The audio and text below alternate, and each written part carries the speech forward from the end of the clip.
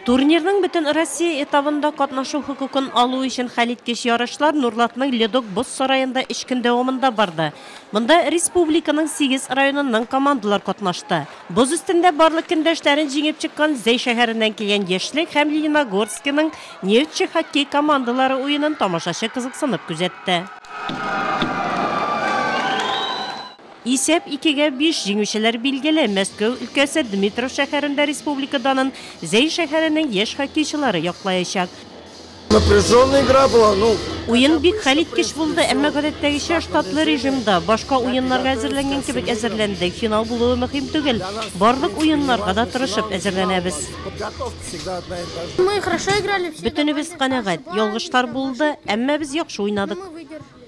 Впереди у победителей всероссийский этап. Мы, конечно, хотели пожелать, чтобы наши команды Татарстана достойно там представили республику, заняли достойные места.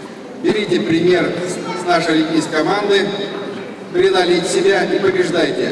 Всем здоровья, успехов и новых побед и свершений. Бүлектәү тантанасында турнир чемпионнарына 100 000, икенче урынны яулаган Лениногорск командасына 50 000 сумлык сертификатлар тапшырылды. Әлеге 2 команда һәм 3нче урынны алган Биектау районы яшь хоккейчыларына кәшәккә алу өчен сертификатлар бирелде. Шулай ук иң яхшы капкачы, саклаучы, һөҗүмче уенчылар да билгеләнеп үтелде.